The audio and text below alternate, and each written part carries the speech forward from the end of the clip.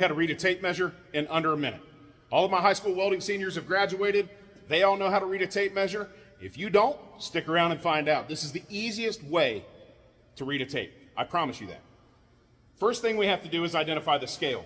If we look at this, there are 16 spaces and 15 lines. That means it's a 16th scale. So the smallest increment or the smallest line is going to be 1/16 of an inch. And every line that height thereafter is a 16th.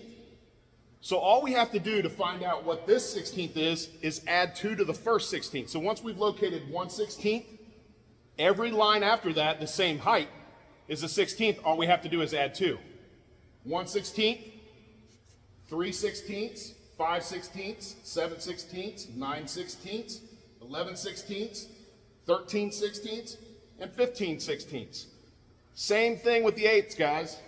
The next biggest line is 1/8 of an inch. Every eighth thereafter, or every line the same height, is an eighth as well. To figure those out, all we do is add 2. 1/8 plus 2, 3/8, it's the same height.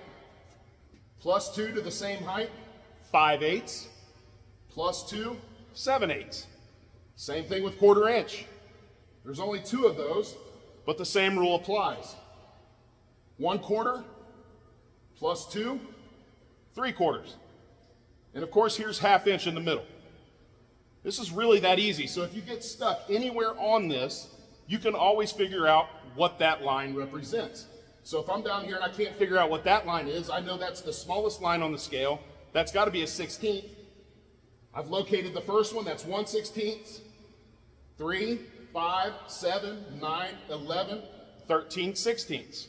Really easy to figure it out after that. Same thing with eighths. If I don't know what this eighth is, I know that this is the first one.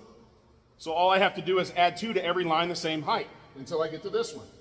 1/8, 3/8, 5/8. It's really that simple, guys. Quit being afraid of the tape measure and just learn how to read it. Just add 2. Hope this tip helps, and as always, let's make it a great day.